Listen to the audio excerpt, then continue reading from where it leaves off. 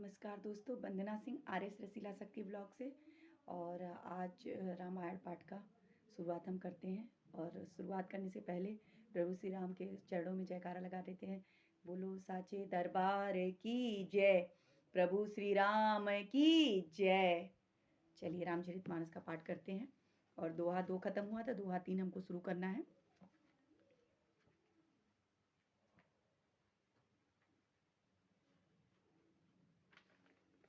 दोहा 3 में दो दोहे हैं, उसके अंदर में 6 चौपाई है। चलिए। बंदउ संत समान चित, हित अनहित नहीं कोई, अंजलि गत शुभ सुमन, जिमि सम सुगंध कर दोई। मैं संतों को प्रणाम करता हूँ, उनके चित्त में समता है, जिनका न कोई मित्र है और न शत्रु है। जैसे अंजलि में रखे हुए सुंदर फूल दोनों ही हाथों को समान रूप से सुगंधित करते हैं, और मित्र दोनों का ही समान रूप से कल्याण करते हैं। संतों का कोई दोस्तों न दुश्मन होता है न मित्र होता है, वो एक समान होते हैं। उनको उनके ऊपर कोई उनके शरीर पे कोई असर नहीं होता। आप उनको 10 गलत वर्ड भी बोल दीजिए तो वो अपना समभाव में रहते हैं। हर स्थिति में वो परमपिता परमेश्वर भगवान शिव के शरण में रहते हैं और हर हाल में वो खुश रहते हैं। दोस्तों, यही संतों की पहचान है। संत सरल चित जगत हित, जानि सुभाव स्नेहु, बाल विनय सुनी करी, कृपा राम चरण रति देहु। संत सरल हृदय और जगत के हितकारी होते हैं। उनके ऐसे स्वभाव और स्नेह को जानकर मैं विनय करता हूँ। मेरी इस बाल विनय को सुनकर कृपा करके श्री राम के चरणों में मुझे प्रीति दें। बहु चलिए, दो दोहा खत्म हुआ दोस्तों, अब इसमें चौपाई शुरू हो रहा है। बहुरी बंदी खल गन सती भाए, जे बिनु काज दाहिने हूँ बाएं, परहित हानि लाभ जिन केरे, उजरे रस विषाद बिसेरे। अब मैं सच्चे भाव से दुष्टों को प्रणाम करता हूँ, जो बिना ही प्रयोजन अपना हित करने वालों के भी प्रतिकूल आचरण करते हैं। दूसरों के हित की हानि ही उनकी दृष्टि में लाभ है, जिनको दूसरों के उजड़ने में हर्ष और बसने में विषाद होता है।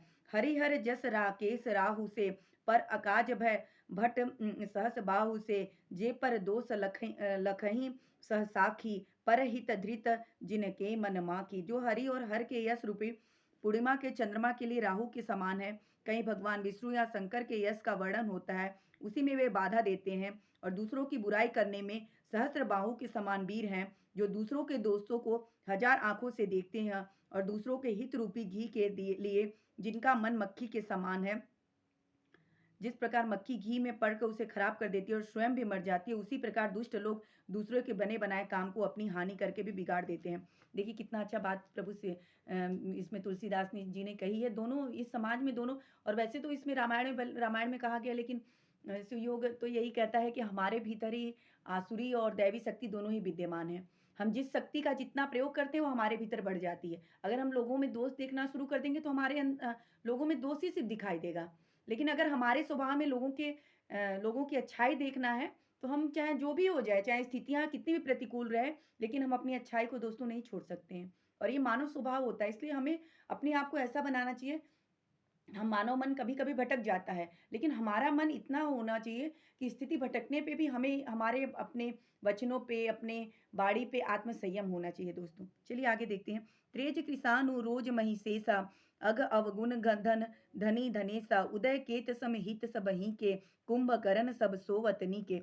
जो तेज में अग्नि और क्रोध में यमराज के समान है, पाप और अवगुण रूपी धन में कुबेर कुबेर के समान धनी है, जिनकी बढ़ती सभी के हित का नाश करने के लिए केतु के समान है, और जिनके कुंभकर्ण की तरह सोते रहने में ही भलाई है।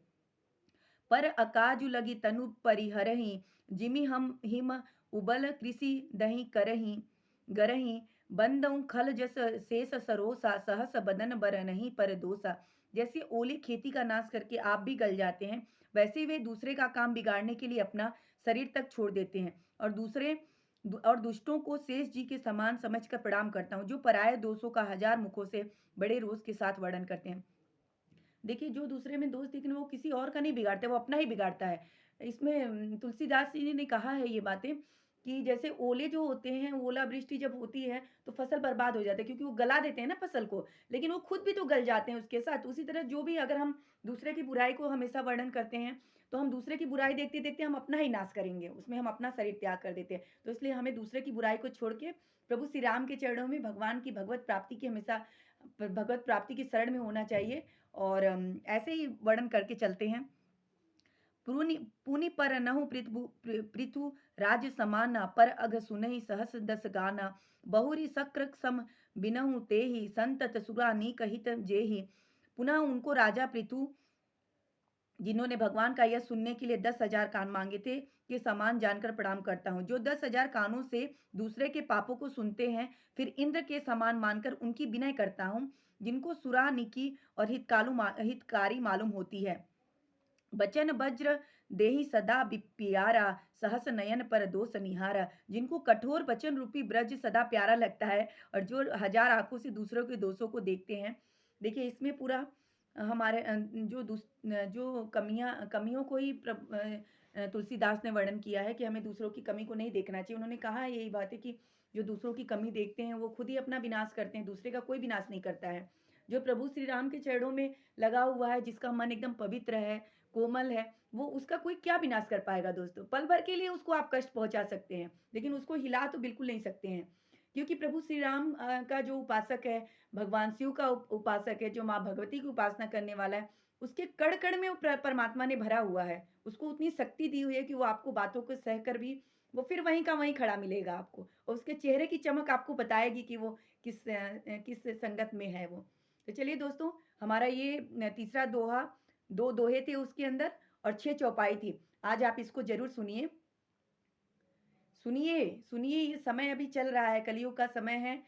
ये एक राम नाम ही है जो आपको तार सकता है। इसके सिवा और कोई संसार में आपको नहीं तार सकता है। तो राम नाम का प्रवचन अगर कहीं से भी मिलता है तो उसको सुनने की कोशिश करिए दोस्तों। और चलिए एक बार मैं लास्ट समय पे आप सभी को धन्यवाद दे देती हूँ, और दूसरी बात कि मैं श्री राम, प्रभु श्री राम के चरणों में जयकारा लगाते हैं। बोले श्री राम भगवान की जय, धरती माता की जय, भारत माता की जय। धन्यवाद दोस्तों।